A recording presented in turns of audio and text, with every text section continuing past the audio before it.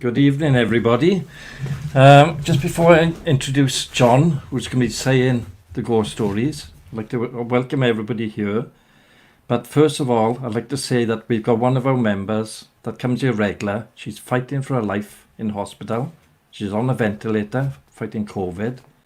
And I do believe the power of prayer may help. So those that do pray, if you please pray for Millie. It might be enough just to bring her back, you know. So without that, all she can do is have the hospital to help her. But a bit of prayer goes a long way. Okay, so I'll invite John in now, and we'll get on with tonight's proceedings.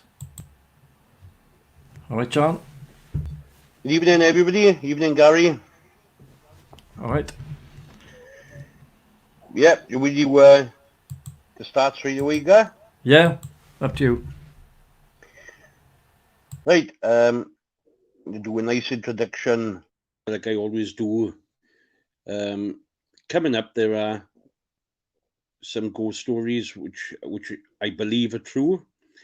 There's a story of an angel, and there's also next week will be a true story. The person who told me about it today strongly believes this to be true. It's of reincarnation.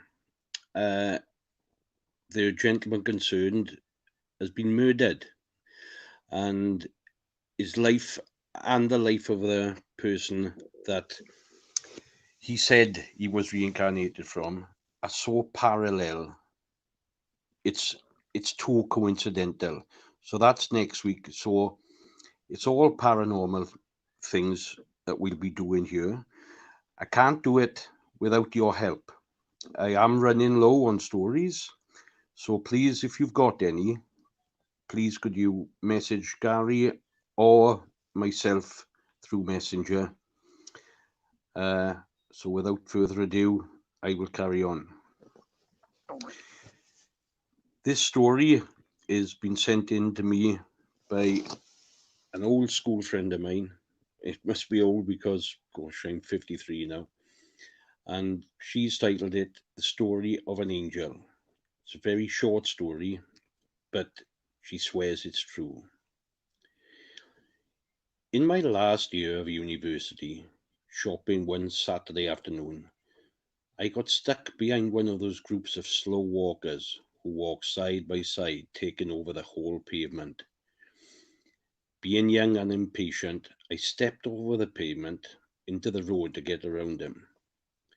Suddenly, an older man in a grey tweed jacket appeared in front of me, held my shoulders and put me back on the pavement. I was taken aback by this person doing that. I turned round to get a look at him, and at that moment, a double-decker bus whizzed right next to me. I never looked behind me when I stepped off the pavement. The bus surely would have ran straight into me. And you may also guess the man was nowhere to be seen, and she swears that actually happened. She believes, Gary, that was her guardian angel. Now, again, this is just another sighting. Not much of a story, but every person that messages me, I've got courage to do so. And by doing so, I will read them out. And this is something that this person just saw. It's called High Tide, and it starts off, one of the things I loved about living in Sandfields is the September tides. Those huge high tide when the sea comes right up to the prom is fantastic. My story is about one high tide in 1986. Alone, I sat by the slope of the lifeboat station, watching the mighty sea. This evening's tide was especially magnificent. I held onto the railing and I could feel the water spray on my face. I remember it as though it were yesterday. I was so entranced by the water splashing up right next to my feet that I had not noticed that someone was standing next to me. I turned, and there was a nun watching the tide with me, and she said, "You must be very careful of the tide. It can be very dangerous." "Yes," I said in conversation, "to be seen."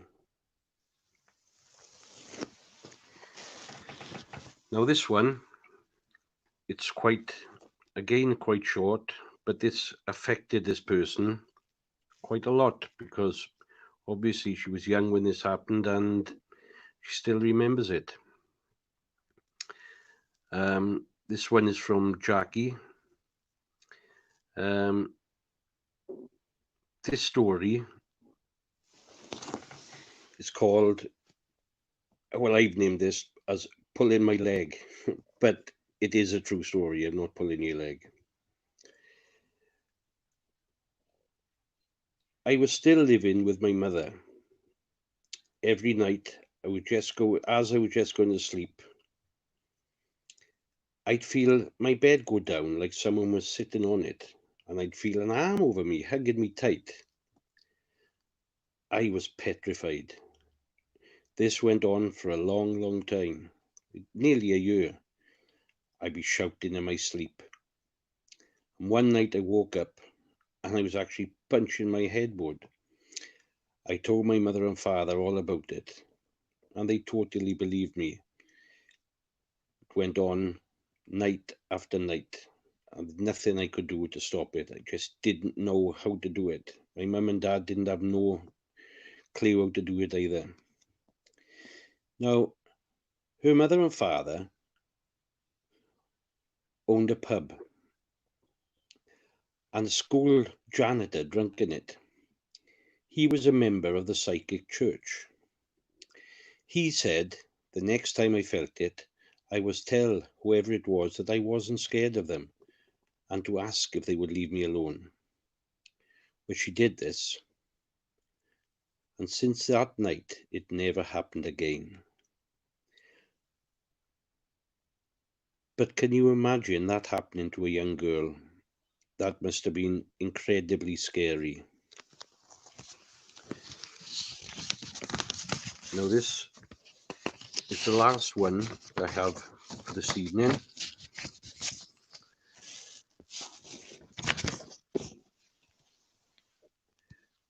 And this must have also been horrifying for the boy that it happened to. This one is called Santa's Evil Helper. When I was a child, I was scared of the dark. I swore to my mother I heard voices in it.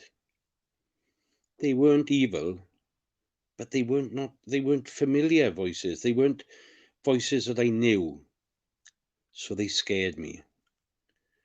It was not uncommon in the middle of the night for me to wake up and hear whispers, as I would call them. When I asked my mother, she thought it was my imagination and they were just bumps in the night and typical kids' nightmare material. She basically tried to shrug it off, but I tried to explain to her that it was more than that they sounded different from one another as well, the way people's voices do, so there would have been more than one of them. It just wasn't one voice. On some nights I would get so scared from these whispers that I would sleep in my mother's bed with her.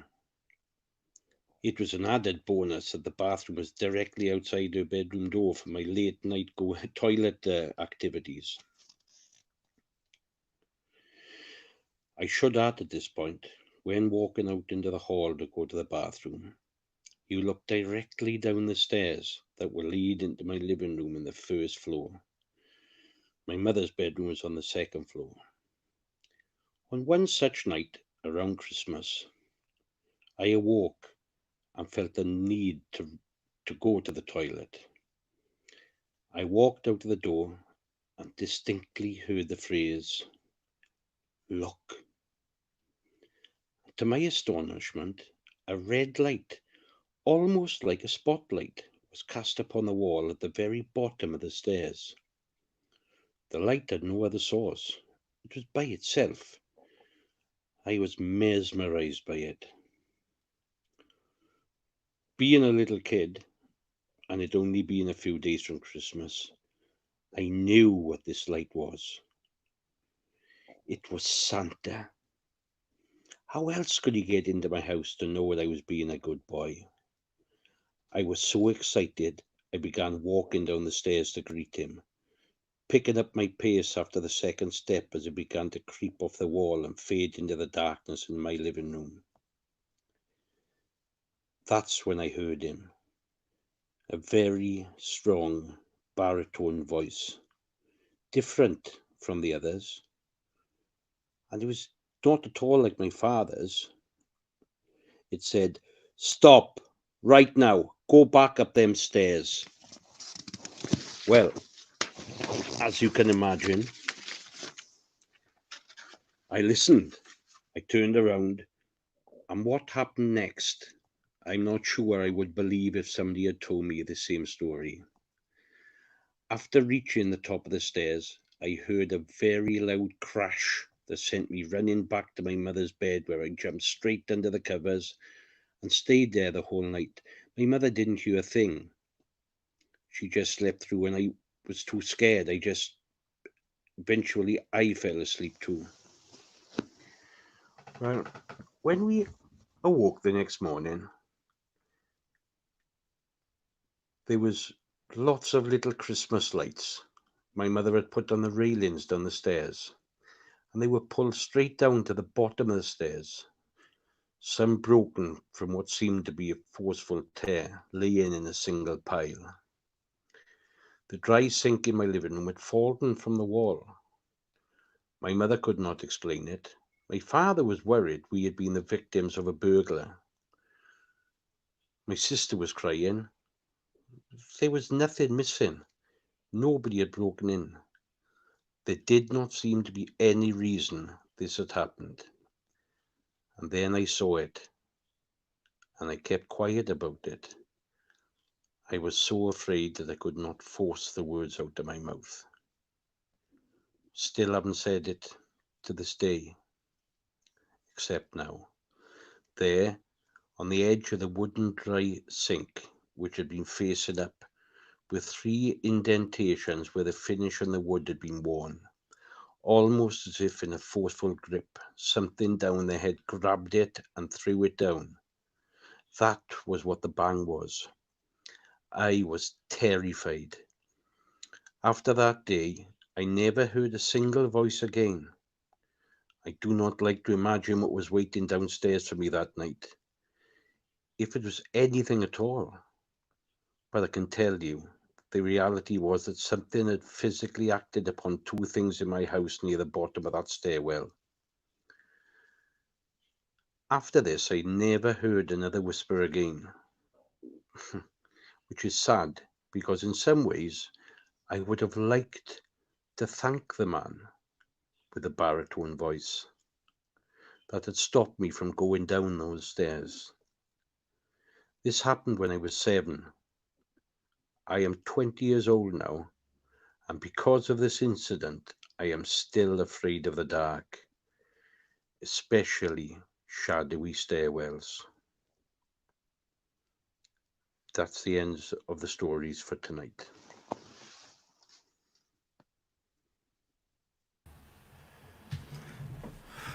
Very scary.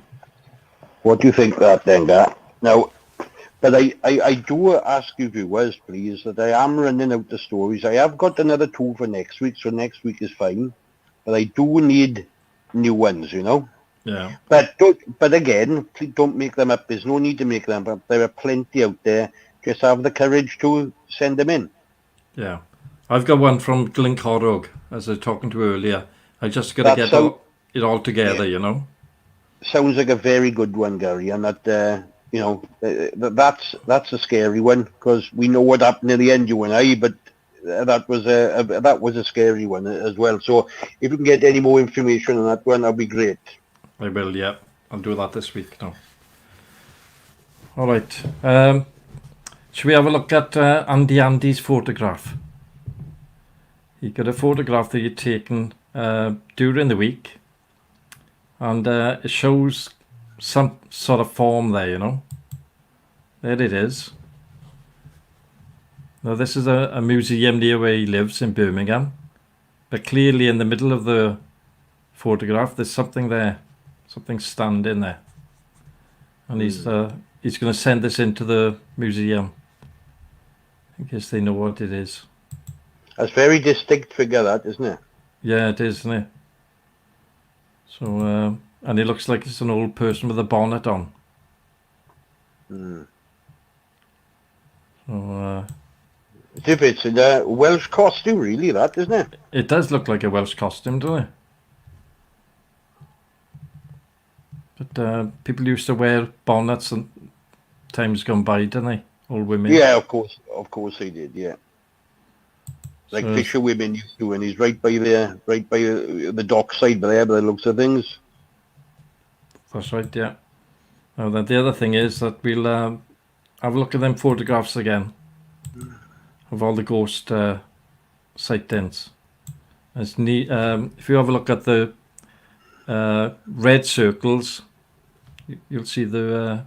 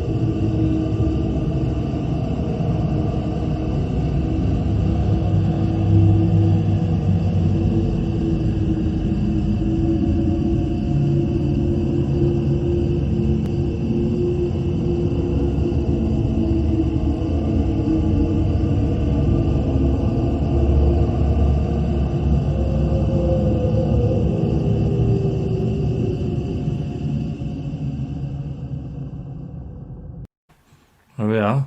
So some scary ones there, John. Yes, indeed. That it's something that you just wouldn't be able to explain, is it? No, that's it, yeah. And they're off the internet, but I think they are. Some of them are pretty good, you know. Yeah, you did right. Right, I'm going to join the chat with everybody else now, Gary, and we can all have a chat about these ghost stories if you'd like. Yep. All right, John. Thank you, John. There we are. I'm going to take this off now. with my daughter's headphones. Put my cap back on before my hair falls out. So every week we're going to try and get some more ghost stories. I have got a few, but it's just trying to find out if they are real or not, you know. So it makes it almost scary if they are more believable. Right, the other thing is I want to get the chat up so we can all see the chat. You can all chat to each other.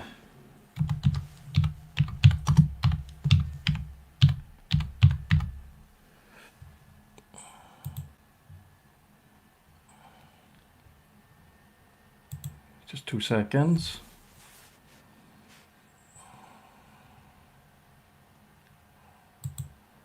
Put this pop-up chat out so we can welcome it to the screen. And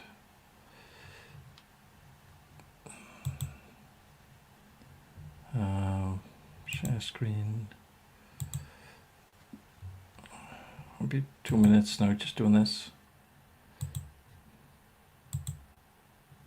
There we are. Just makes it easier for everybody to see. Gary without the cap is pretty scary. Thank you, Mr. Lovejet. Some scary stories there, though. Particularly the last one. What do you reckon? Some are more scary than others, you know. But next week I got one from Glencorrog, which is pretty scary. It's a bit funny, but it's pretty scary as well.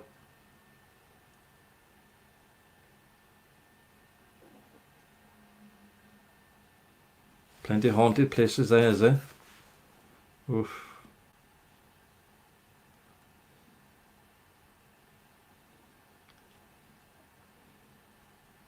Good evening, Julia Lewis, Tracy Thomas, 2 new ones. We meet here every day basically, and you're welcome anytime. All I will say is if you come in from Facebook, if you go to YouTube, YouTube/Gary's British Talk Show, subscribe there and click the little bell. Every time we're on here, then you'll get a notification. And then you can join us. We do at 8 o'clock in the morning and 10 o'clock at night. And that's 6 days a week. And it's like a little family. We all... it's your first time here, is it? Well, we welcome you. Join the family anytime. It's like quite a big family. It's getting quite big. And we got people from all over the world that join in different times. From America and India. All parts of the UK. And we just all have a chat about what you've been doing during the day, or you know, about these scary stories. You just join in, and we try to have a bit of fun as well. You've been here before, have you, Tracy Thomas? I take it you're all from Neath Talbot area. And Bryn, of course, yeah. But the internet, when it gets to about Bryn, it struggles. You know, it can't go uphill to Bryn. But we have got Sonny then from North Wales.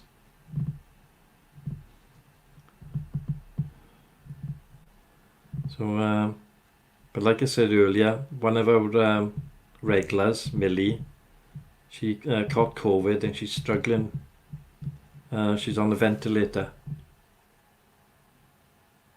Are you John's niece? Are you Llantrisant? Oh, somebody got to live there, haven't they? Llantrisant. I used to work there years ago. Llantrisant. In the garage, the Vauxhall garage. See, wasn't that scary, Shalom, was it? Some weeks are scarier than others. Mary Hughes. Good evening, love. And you're welcome here as well.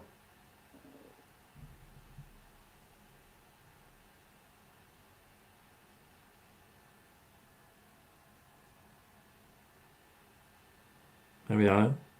If you can tell us anything. Like, I'm waiting for permission to say one from the Bridgend area. But because it revolves around a young girl, the mother's reluctant to let me say it. Because it's quite horrific. And it's affected the father. But it hasn't affected the mother at all.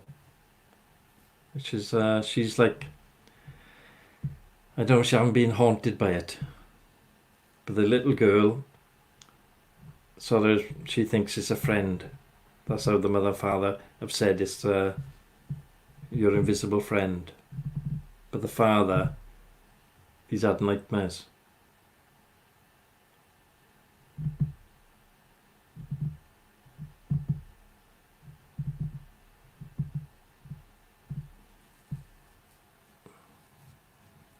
I think we all got, like I got a real bad story. I won't go over it again tonight because people get sick of it.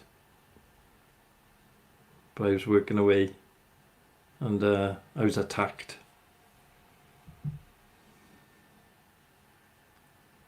Yeah. I mean, there's loads of ghost stories around, you know. But like, there's quite a few that are well documented. Like, especially the one in Glencorrog about the bakery there. But it's like old English. I want to translate it into current day English so we can make sense of it.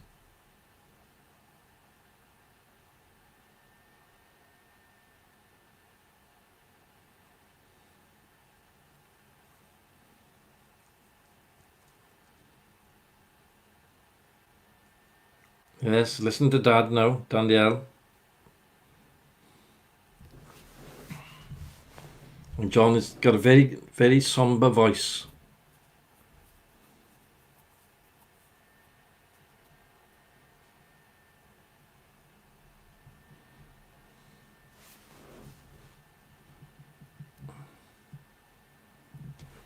Yeah, I won't say mine again because it gets boring for all the people that have viewed it, you know. But it was frightening. And there was a person with me, and I haven't talked to him for 10 years, and he doesn't want to talk about it. That's how scary it was. I don't mind saying it because it happened to, 200 miles away.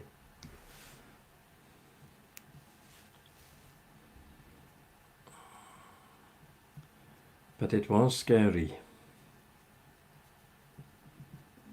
I will say it, but next week, if we run in lower stories, I'll say it again.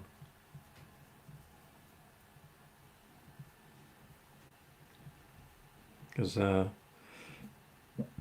if something had happened, and I can tell you 100 times that the story will be the same.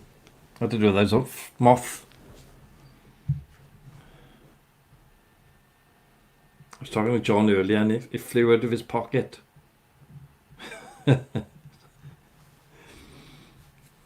His wallet. There's moths in there. Was seldom opened. So yeah, anybody come here. Julia, if you want to come here, you're regular to come anytime. In the morning or the evening. No, it's like a little gnat type thing. I know there are loads of flying ants out. It might have been a flying uncle, mind. I'm not sure.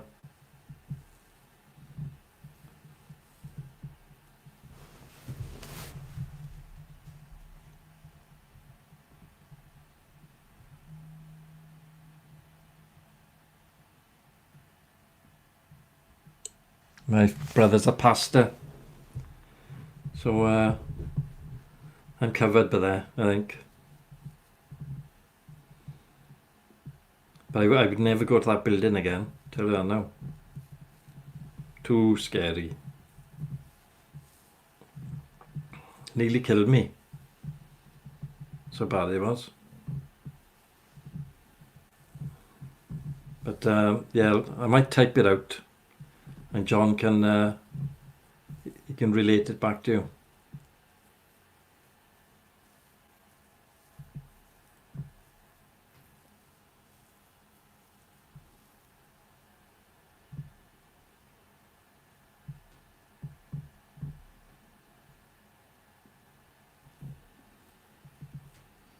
There we are.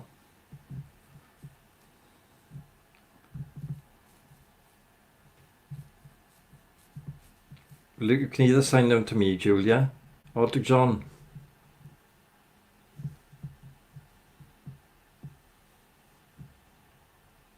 I take it you found us on Neath Talbot Life. You can PM me on there. And I tell you what, I'll give you an email address now, and you can send it there, because we got an email address that we send photographs to the show. If you've got any photographs about anything, you can send them there. I'll print it out and give it to John, and he can read it out. We got loads of photographs of all different things that people have done, and we got a little video of Fiona's town where she lives. Yes, they finished now, Fee.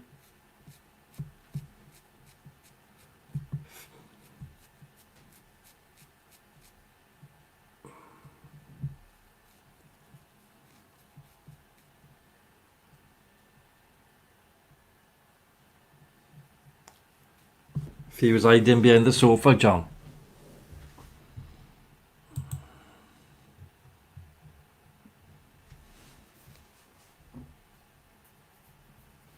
Yes, Fee was hiding.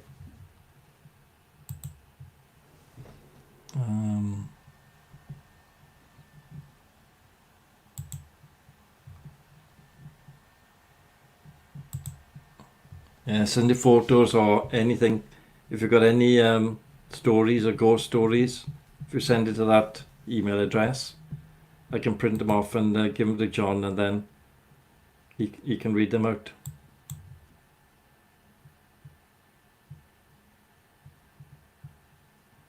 Oh, you curled your hair, did you?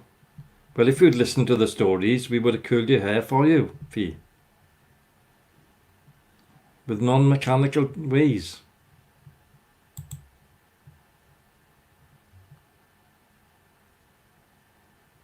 Yes. Behind the settee, where she's hiding.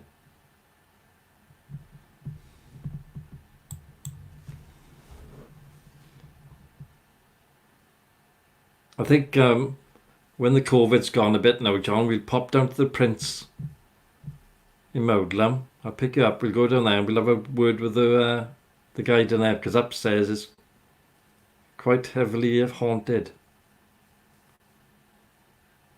They hear music and everything from upstairs, and when they go up, there's nothing up there.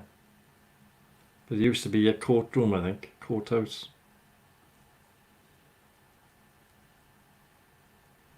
It's quite scary there. Yeah, feel have to come. We can lock her upstairs and hear her scream. Yeah,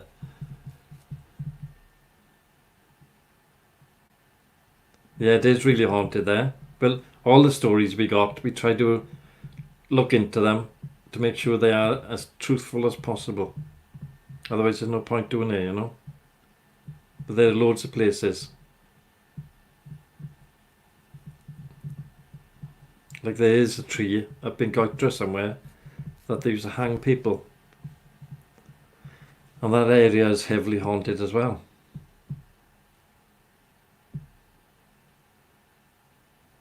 The Angel as well. Yeah. All the old pubs will be haunted. Greg, what are you like? 34 minutes late, Greg. This is what happens, Julia, when people are late.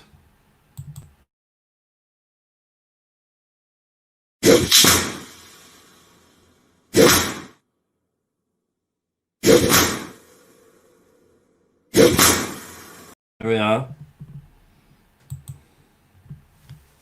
That's what you get.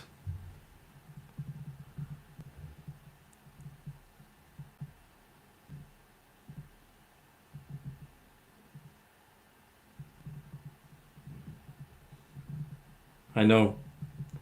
Have you seen them, the horse and cart on Facebook, on my Facebook page? It's people dressed up as horses running around, towing fat people in carts. I think it's hilarious. No, Fiona was early today. Yeah, you've got to have the whip, Greg. That'll sort you back out. You have you jumping round.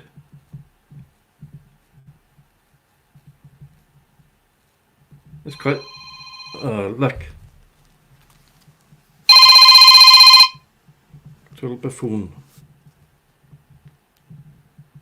And people know that you're on here and they still phone you. It's unbelievable.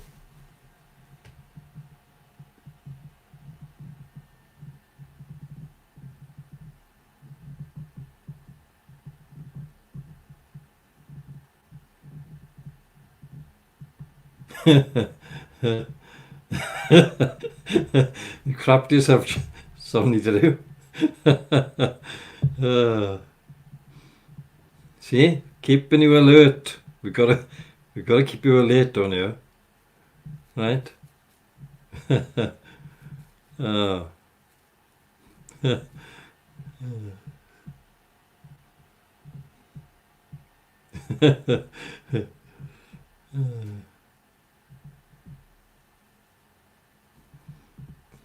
See, we all have a bit of fun on here, we do. All have a bit of fun. But anybody wants to come in and have a chat, and you can go share the screen like I did with John just now. If you want to talk about anything, if you've got a story you want to say, if you want to say it yourself, if you've got a ghost story you want to say yourself, you can go on the screen.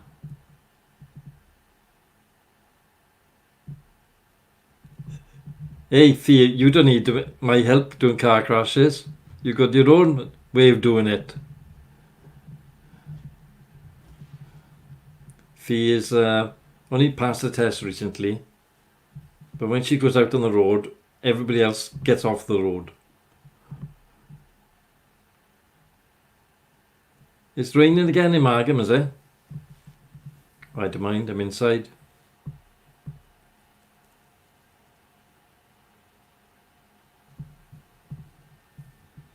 I'm keeping you awake, see? Right, you've got people drifting off to sleep. Or in the ferry as well. The thing with Margam, it dampens down the dust. It's not so bad in Britain Ferry, is it?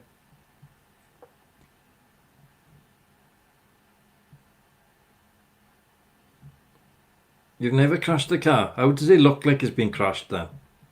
Did you buy it with the crashed look? The only person who buys a car that's been crashed, she likes the crashed look.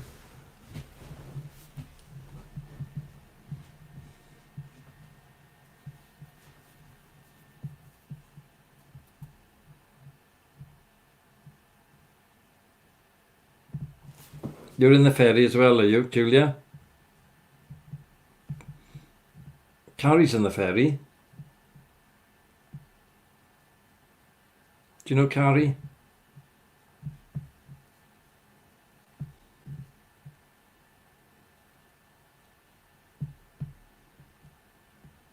Oh God, what you said again now, you'll have to retract that fee. And what you've said, naughty, like...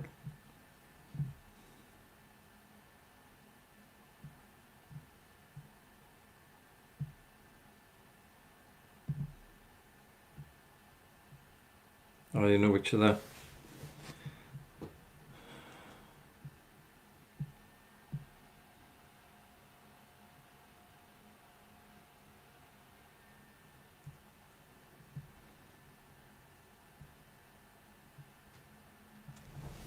Pre-crashed cars.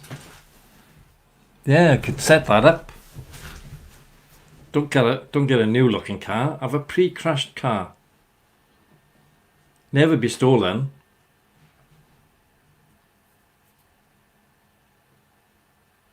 You know about sight. Oh. Well, she is just above you in the chat there.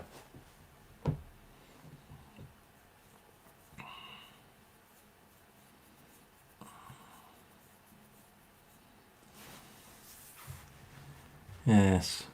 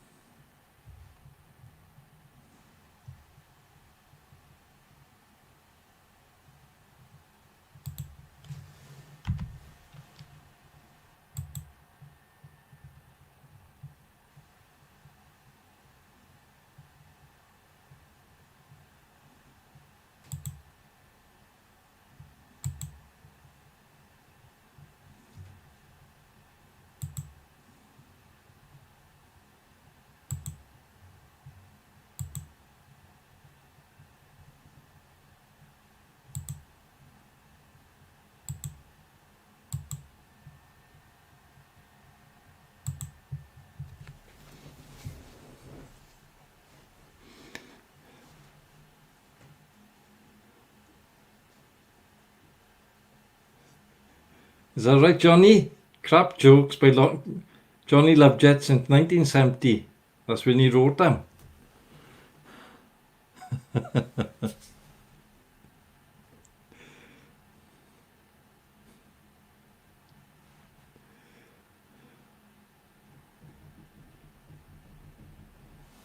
See, you aren't going to be mad to come here, but it does help.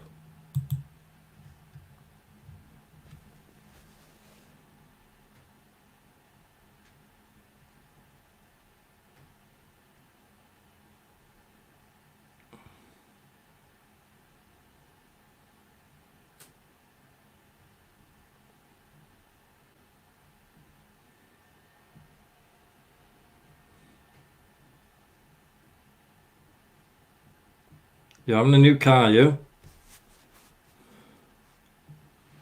I hope it's got rubber bumpers on it.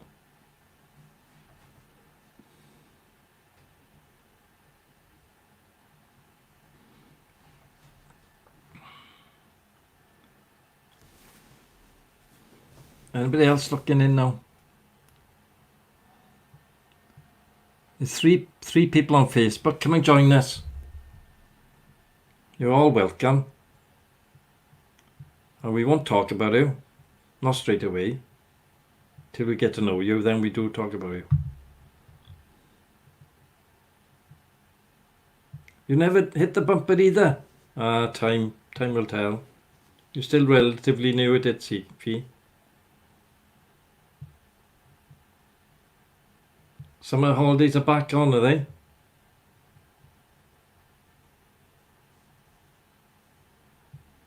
I was going to go on a caravan all day, don't think I'll bother though. There's too many lunatics out there, man.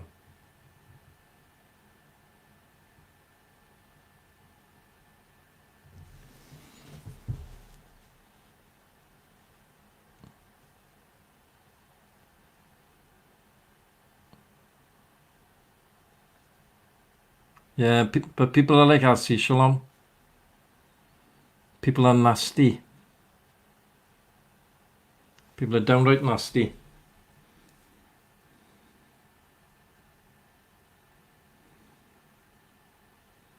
I would just tell them where it is and let them collect it.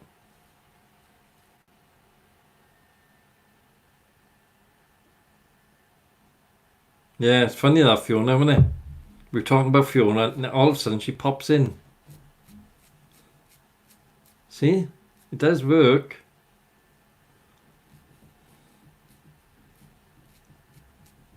Shalom, we can't help people all the time. They just take advantage. I would tell them where it is and tell them to go and get it. If they want it, they'll do it. I certainly wouldn't waste my time going around people's houses. Unless they're old and infirm. Yeah, ignore the haters.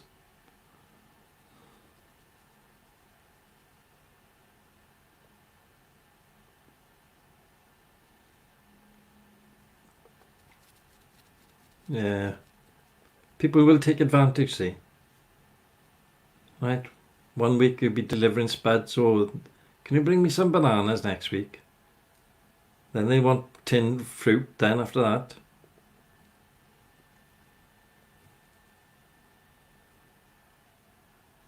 And end up you'll have to have a wheelbarrow.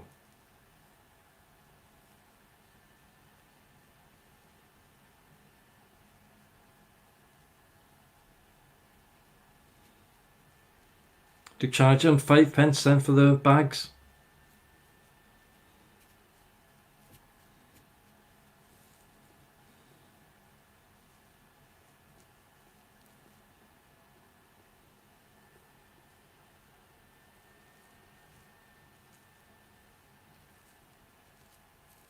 Yeah, it is awful, Dean, isn't it?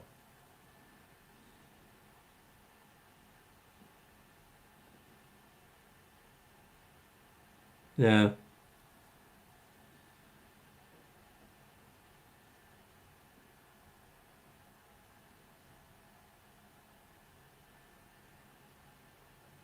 Yeah, keep up the good work and just rise above it.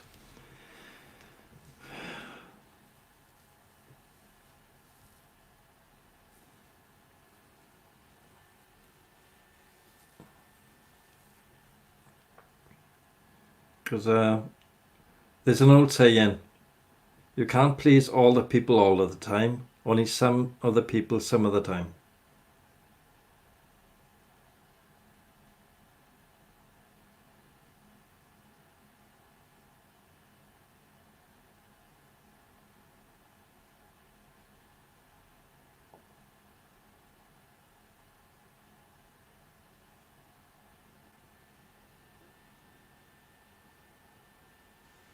Well, it was a bit nasty, Fionn, but it's hard to keep them awake when they're in the car, innit?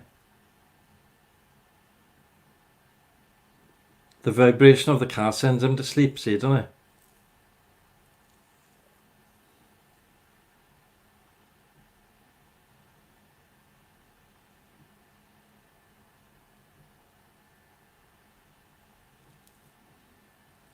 Yeah, I need help. Shalom, weed in the front garden. When are you available? Can you do weeding?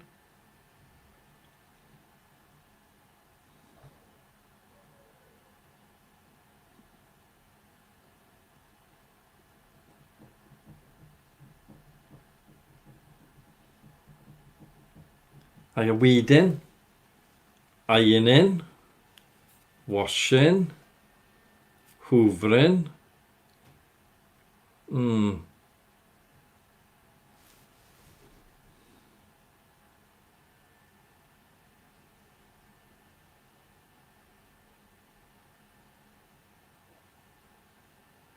Yeah, I used to do it with my daughter Dean. On a trip around the block, she'd be asleep. It's great, isn't it? The other one was the Hoover. Pick it up, then do a bit of hoovering. The vibration and the noise would send it to sleep. Only thing, I had to do a lot of hoovering.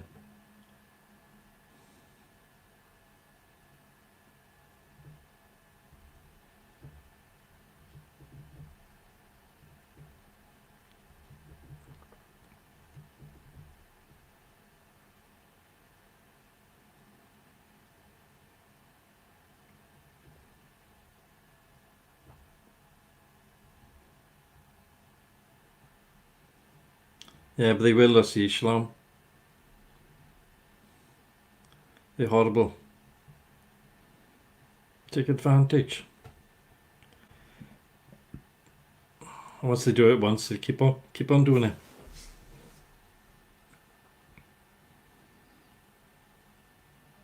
It's like when you get a job, if you show the boss that you work too much, they keep on cracking the whip and give you more and more all the time.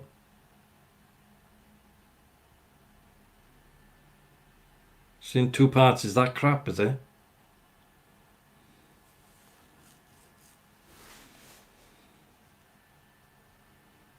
Yeah, let's hear it. It can't be as bad as Johnny's.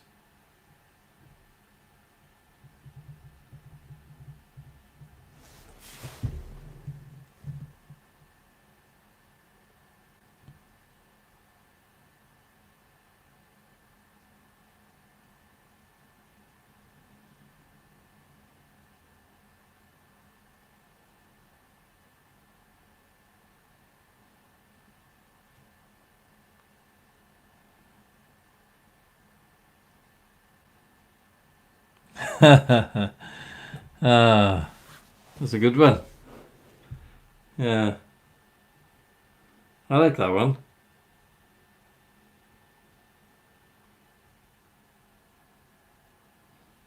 That's a nice, good one, Fiona. I like that.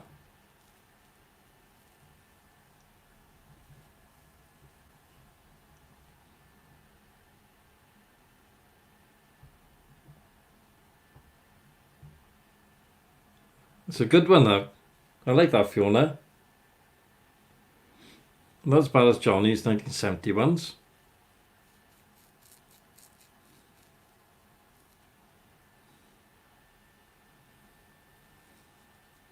We do like good jokes here. But they've got to be easy to get for the remedials that come here. You know who you are.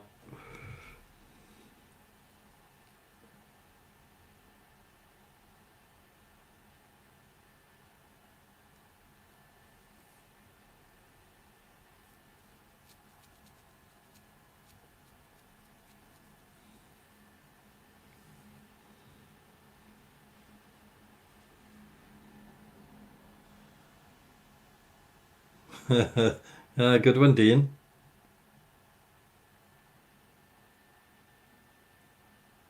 Well, as long as they haven't got the swear words in them, Fiona. You could read them out on a little video, and I play the video, see? On your phone, just send me the MP4, and then we can have a joke night.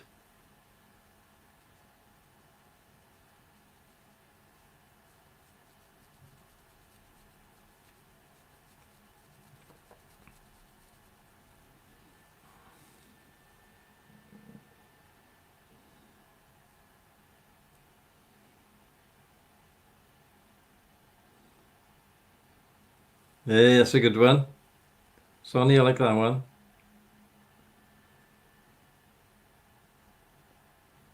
Well, it's the slot it is. All the headers is here. They're all headers, see? You can tell by the jokes.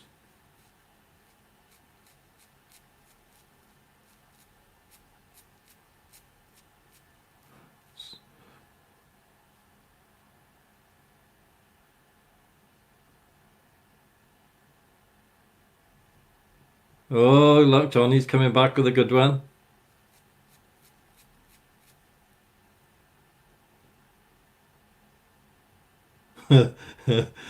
I got a crappy one. Do you hear about the Irishman who tried to commit suicide by going into his bathroom and eating all the tablets? Doctors found out he choked on a tampon. Oh. What do you think of that one?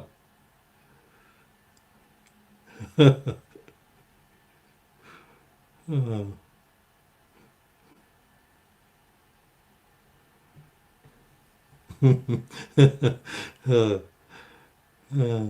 I gotta keep on laughing, it's really funny. Oh.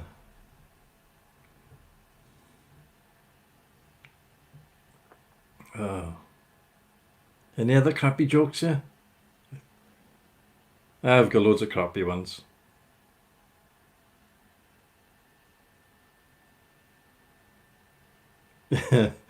Oh, I think it's funny.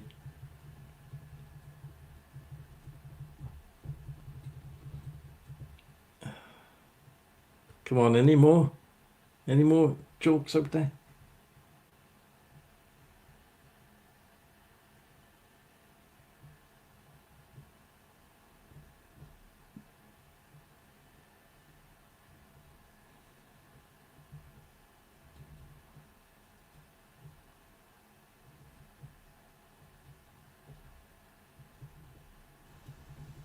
Any more crappy jokes?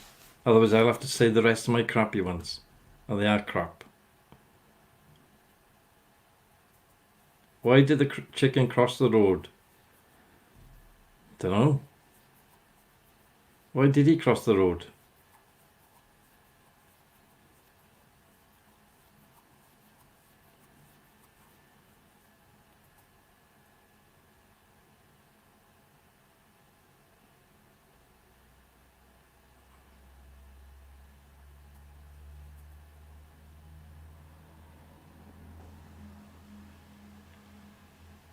get to stupid's house, knock knock.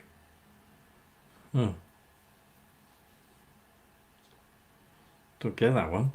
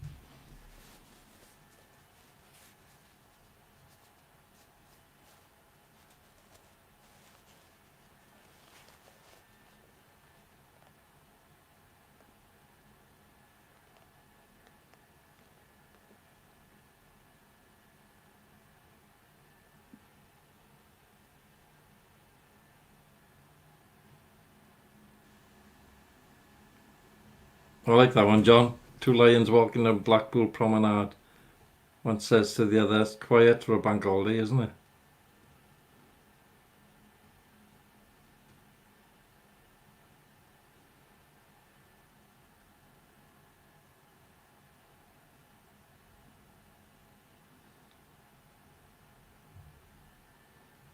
Everybody's got funny humour in you.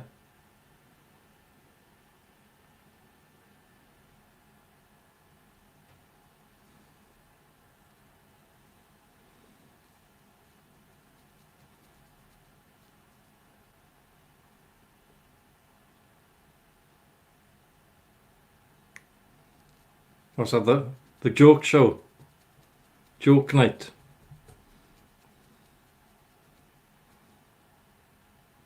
Well, yeah, we can all do jokes.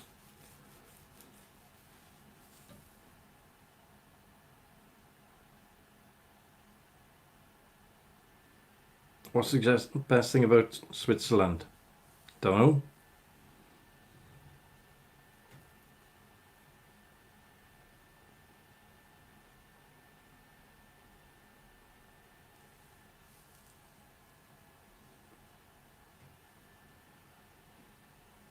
What's the best thing about Switzerland?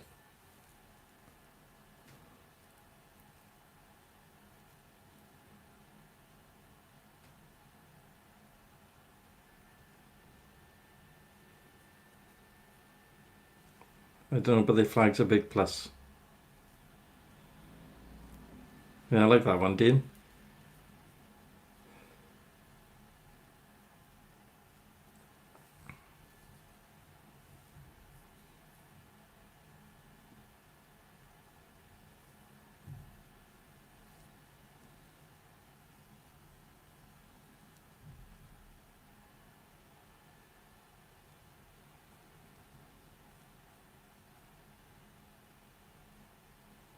Be time for John to go to bed now.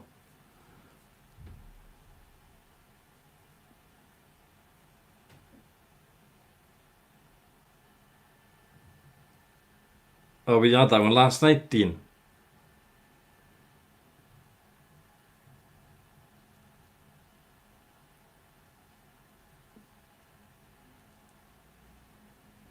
What do you call an Irishman with a case of chicken pox? A leprechaun.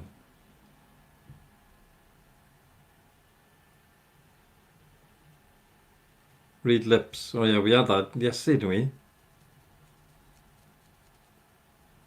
we? You'd done that one before. Dean's laughing at his own jokes.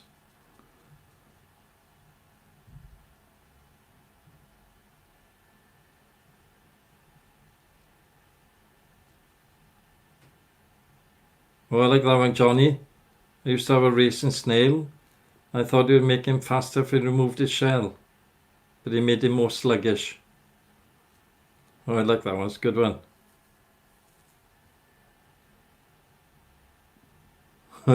They're crap, but they are funny.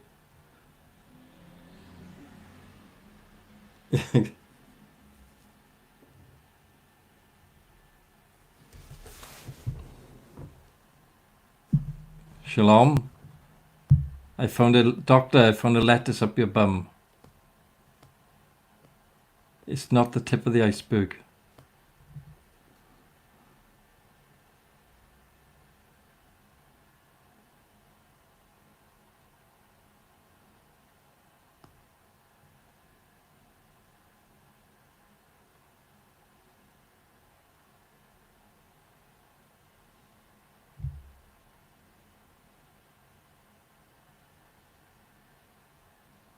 What do Irish ghosts drink on Halloween?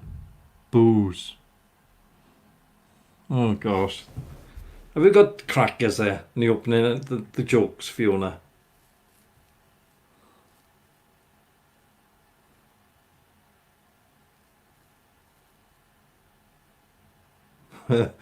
John's a good one.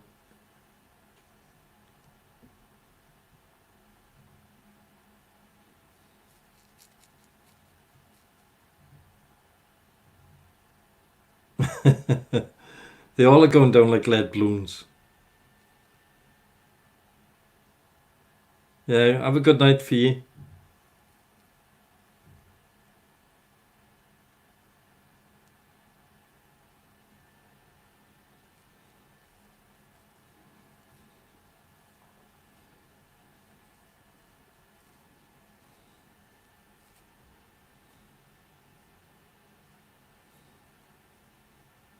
We'll have to do stand-up. Stand-up comedian.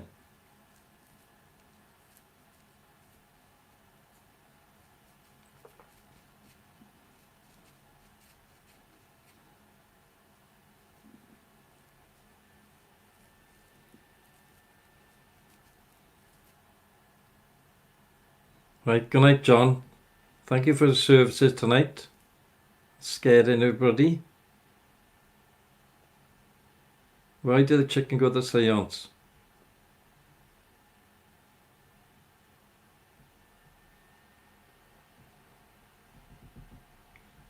To get to the other side.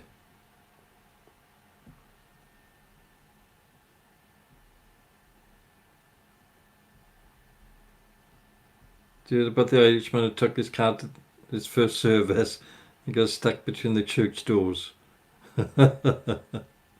I like that, Fiona. That's funny.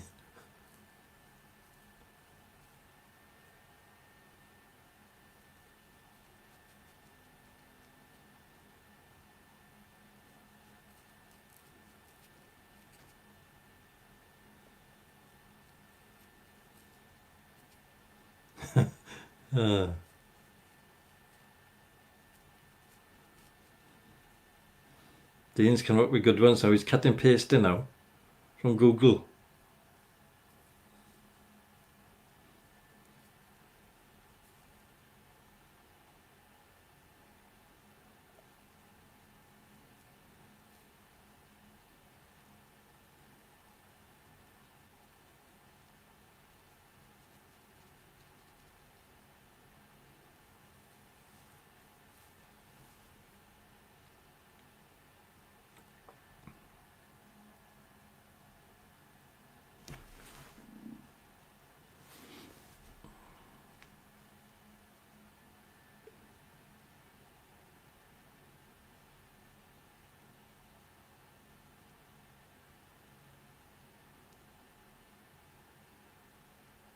I like that one. What do you call a nun with a washing machine on her head? Systematic. Systematic.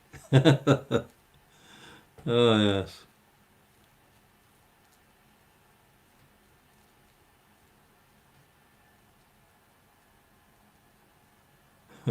I tried to change my password to chicken, but it said the password must contain a capital. So I changed it to Chicken Kiev. Good one, Johnny. They're getting better. Oh, yeah. Pull yourself together. Yeah, that's an old one. What do you call a Japanese car thief? Come on then, let's have it.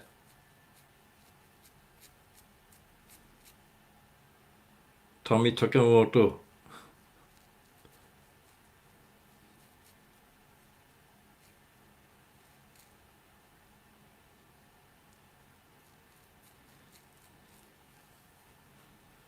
Well, that was funny. When it first came out, I mean.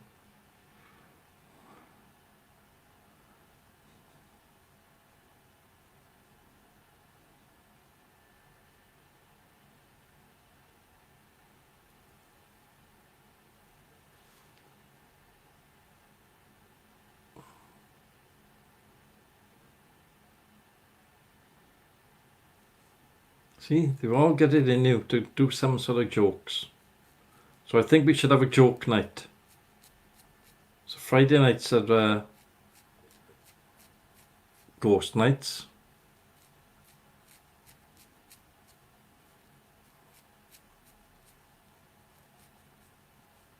Should we have a go?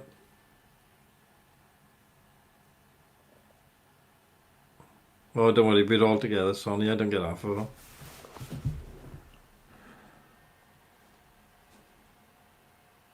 She've only had half a Guinness. It's the entertainment, see Fiona. She's not used to it.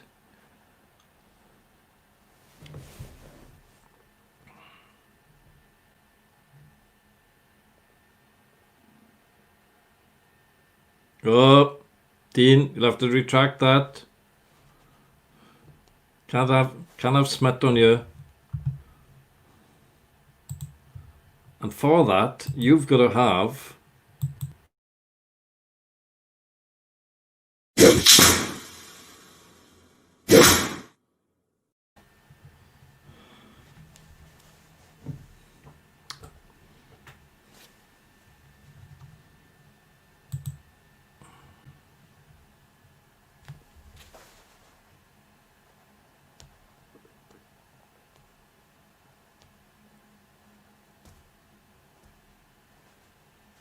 you can't even do. Look at him, he's persistent.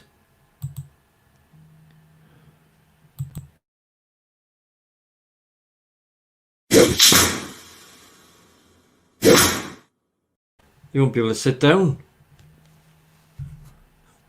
Can you say one that doesn't include them things? See? YouTube reviewing it.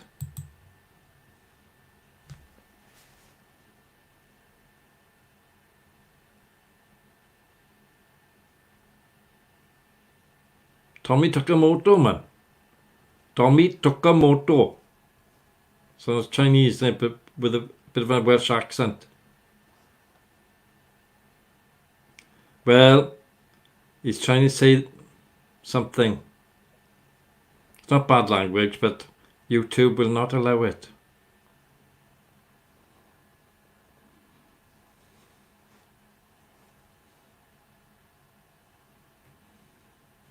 So you've had to have the lashings. You can't sit down now.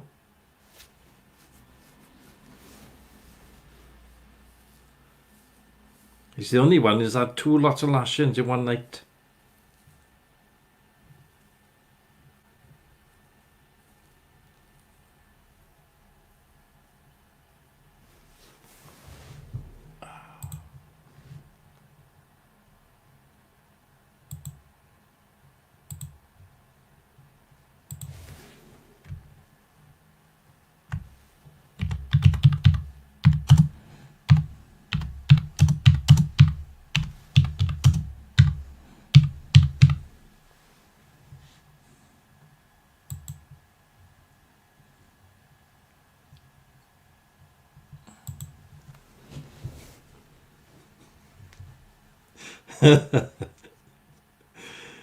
Dean?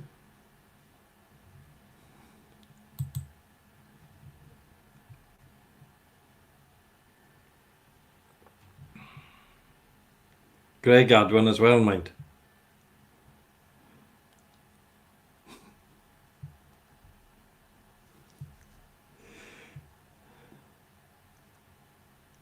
No, Fiona's been good. She was prompt. Oh, Fee's come back now. Oh, you've missed all the fun.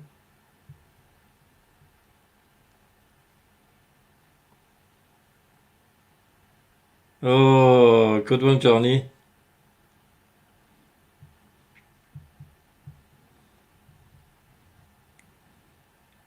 See, people can't resist coming back here. But you did miss Dean having a couple of whacks with the lashings. Because he was a bit naughty.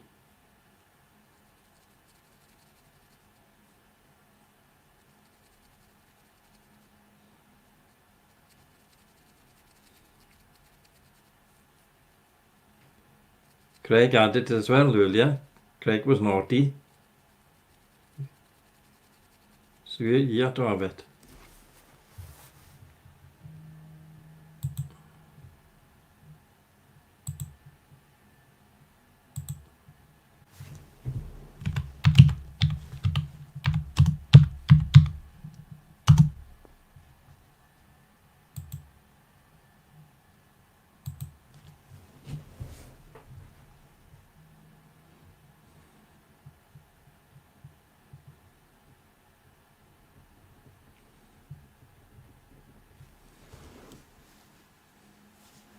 We can't tolerate this. If you're late or you try to be naughty with any types of smut, you've got to have the lashings. Good night, Dean.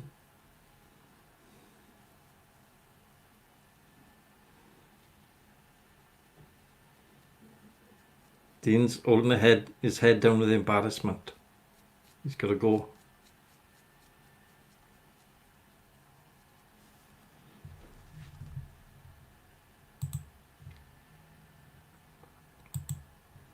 Yeah, I'll put that off now. Now he's gone. Yes, I'm gonna go now.